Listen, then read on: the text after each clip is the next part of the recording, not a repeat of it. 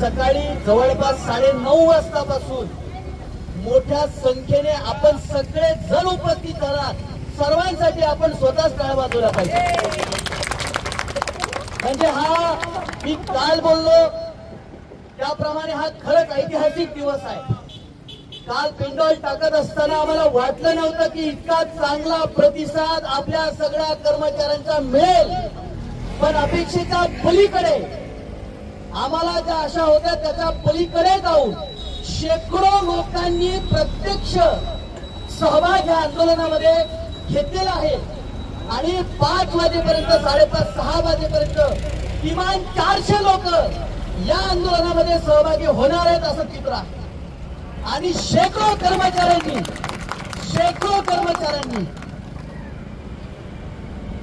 आपलं कर्तव्य बजावत असताना, नोकरी करत असताना काळ्या फिती बांधून आपल्या आंदोलनामध्ये त्यांनी अप्रत्यक्ष सहभाग दर्शवले.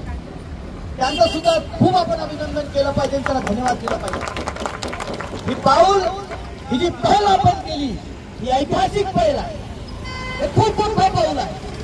ती यासाठी आहे की आजपर्यंत कर्मचाऱ्याच्या कुठल्याही प्रश्नावरती इतर कर्मचाऱ्यांनी तो स्वतः कर्मचारी आवाज उचलायची हिंमत करत नव्हता, बोलायची हिंमत करत नव्हता.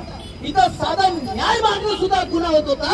आज न्याय मागण्यासाठी शेकडो लोक निर्भय होऊन रस्त्यावर उतरले. यासाठी तुमचं अभिनंदन.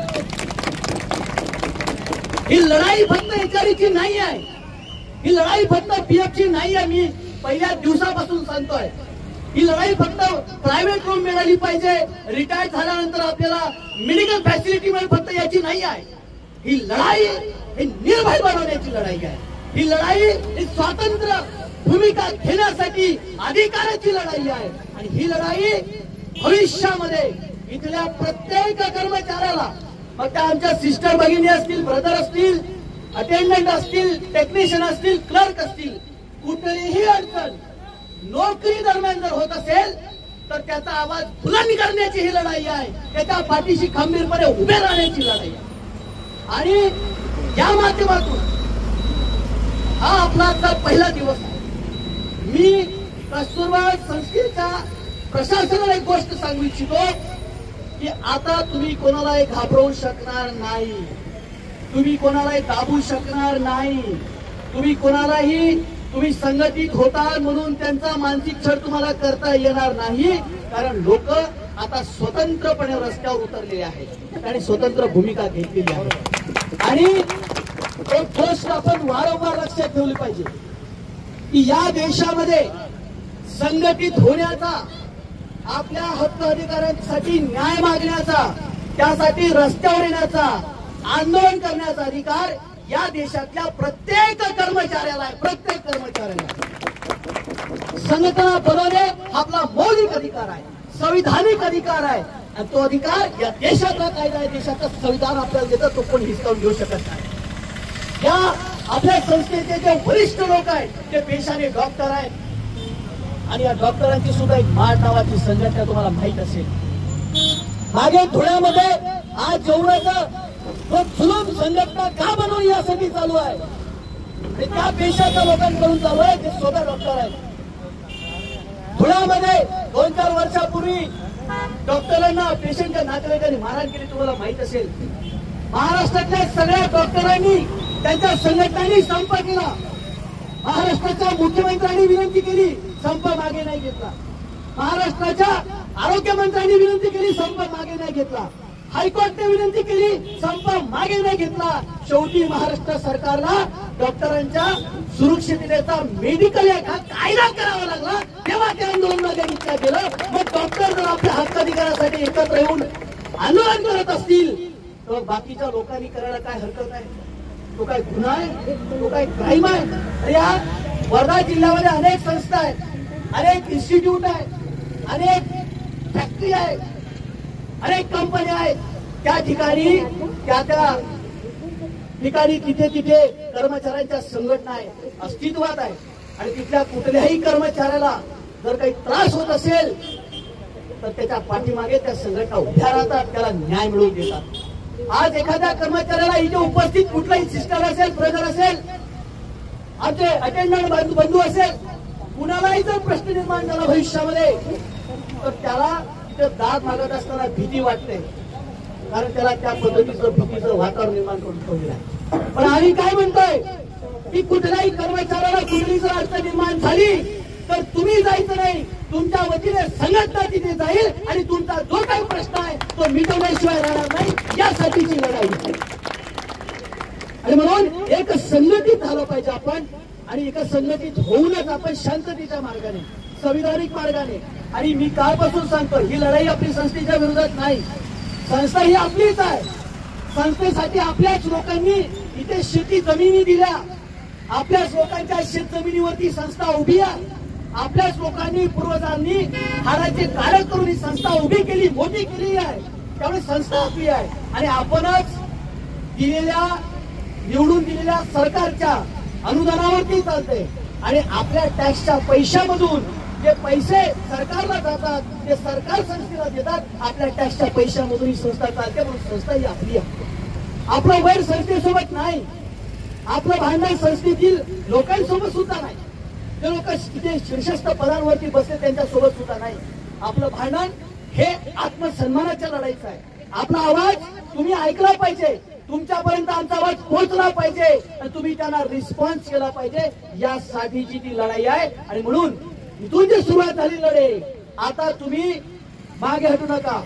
आज मी तुम्हाला, मला वाटतं मी 12 वाजता सांगितलं, आज सकाळपासून जो ओघ आहे, ज्या पद्धतीने लोक येत आहेत, मी खात्रीने सांगतो की ही लढाई आपण जिंकणारच आहे. कुठल्याही परिस्थितीमध्ये आपण ही लढाई हारू शकत नाही, कारण आपल्या कर्मचाऱ्यांचा आता धैर्य वाढलेला आहे, हिंमत आलेली आहे. आणि हिंमत, कॉन्फिडन्स म्हणतो ना, सगळ्या गोष्टींचा मूळ कशामध्ये? आत्मविश्वास.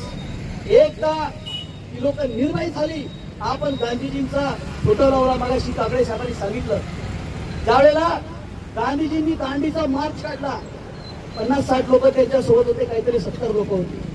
पण जेव्हा तो मार्च पुढे गेला, हजारो लोक त्यांच्या मार्च मध्ये आले. जेव्हा तो मार्च ब्रिटिशांनी अडवला, ब्रिटिशांनी लाठीचार्ज केला.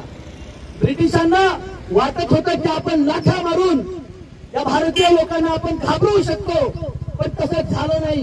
ब्रिटिशांच्या लाठा तुटल्या, पोलिसांच्या हात तुटले, मात्र भारतीय जनता काही मागे हटली नाही. याला म्हणतो आपण एक निर्भयता.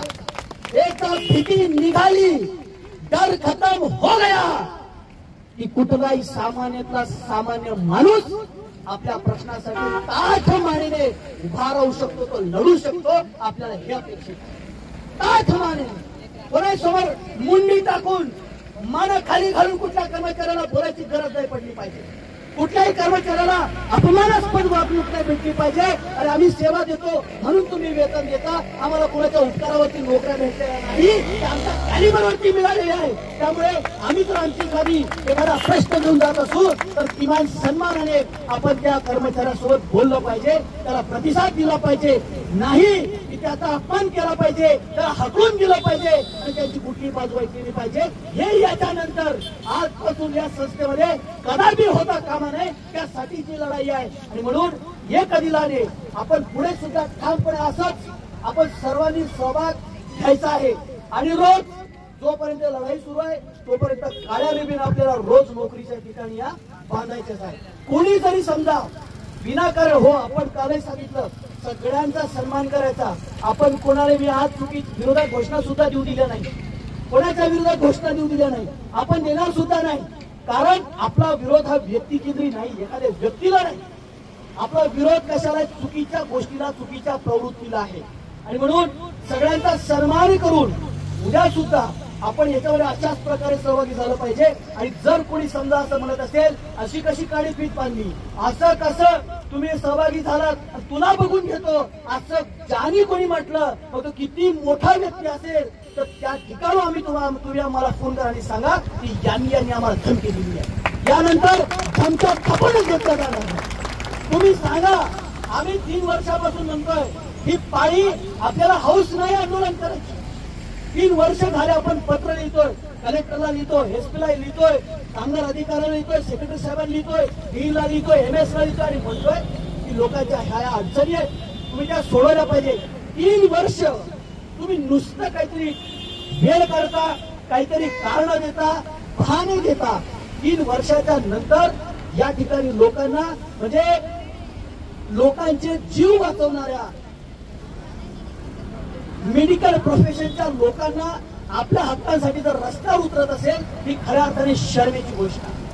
ही शर्मेची गोष्ट त्या लोकांसाठी आहे ज्यांनी हे करायला बाध्य केलेलं भाग पाडले त्या लोकांसाठी शर्मेची गोष्ट आहे। अरे सोपी गोष्ट आहे की तुमचे काय प्रश्न आहे, तुम्ही म्हणता आमचे कर्मचारी आहे, हो तुमचेच कर्मचारी आहे, तुम्ही म्हणू शकता की या आमच्यासोबत चर्चा करायला सांगा तुमचं काय याच्याची मागणी आहे, आम्ही देऊ शकतो, नाही देऊ शकत नाही तर का नाही देऊ शकत, आम्हाला प्रोव्हिडंट फंडची मागणी आहे, तुम्ही सांगू शकता आम्ही देऊ शकतो आणि नाही देऊ शकत तर का नाही देऊ शकत, आम्ही प्रायव्हेट रूम देऊ शकतो, नाही देऊ शकत तर काही नाही देऊ शकत, आमच्याकडे पैसा नाही फलाना नाही, तुम्ही सांगू शकता ना, पण तुम्ही बोललं तर पाहिजे।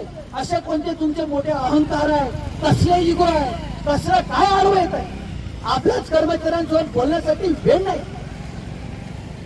असा कसा वेळ मिळत नाही, तर हा जो आहे हा चुकीचा प्रकार। कारण एवढ्या वर्षापासून कोणाला बोलूच द्यायचं नाही, कोणाचं ऐकूनच घ्यायचं नाही, हा जो प्रघात इथे झाला हा प्रघात इथे आपल्याला बंद करायचा। दादागिरी, दहशत, दडपशाही इथून आपल्याला मोडून काढायची आहे। इथं प्रत्येक कर्मचाऱ्याला स्वतंत्र असलं पाहिजे, त्याला स्वाभिमानाने आत्मसन्मानाने आपल्या अडीअडचणींसाठी त्याला व्यक्त होता आला पाहिजे, बोलता आला पाहिजे आणि त्याच्यावरती संबंधितांनी मार्ग काढला पाहिजे। मी अभिनंदन करतो आमच्या सगळ्या सिस्टर भगिनींचं, तुम्हाला त्या दिवशी जी काही अडचण होती तुम्ही सगळ्या जणी गेलात, आवाज उचलला, तुम्हाला न्याय मिळाला, मिळाला की नाही, मिळाला ना, तुम्हाला प्रतिसाद मिळाला। जर तुम्ही हिंमतच केली नसती तर कदाचित तुमचा तो साधा प्रश्न सुद्धा सुटला नसता। जर तुम्ही एकटे आहात, ह्या देशाची व्यवस्था आहे, संस्थेची नाही, जो जो ह्या देशामध्ये एकटा आहे त्याचं मरण अटळ आहे, त्याचं शोषण अटळ आहे, आणि जो जो ह्या देशामध्ये संघटित आहे त्याला त्या देशामध्ये न्याय आहे, आणि तुम्ही संघटित आले यासाठी तुमचं अभिनंदन आहे।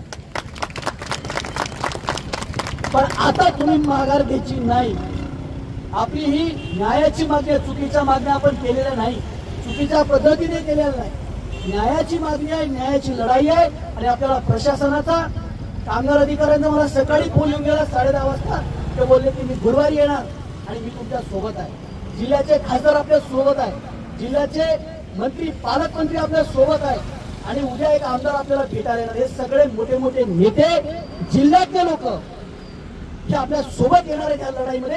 त्यामुळे तुम्ही काळजी करू नका आणि बिलकुल कोणाला घाबरू नका, सन्मान करा पण घाबरू नका, एवढंच मी तुम्हाला बोलेल। आणि या ठिकाणी तुमचं पुनश्च एकदा मनापासून मी अभिनंदन करतो की तुम्ही हे ऐतिहासिक पाऊल उचललेलं आहे, आणि हे याची जी काही फळ आहे हे तुम्हाला आज दिसणार नाही, मी सगळ्यांनी सुद्धा बोललो, हे याचे जे काही तुम्ही जी काही लढाई लढतायत याचं फळ तुम्हाला आत्ता कळणार नाही, पण भविष्यामध्ये तुम्हाला जरूर कळेल की आपण जे पाऊल टाकलं होतं किती महत्वाचं होतं।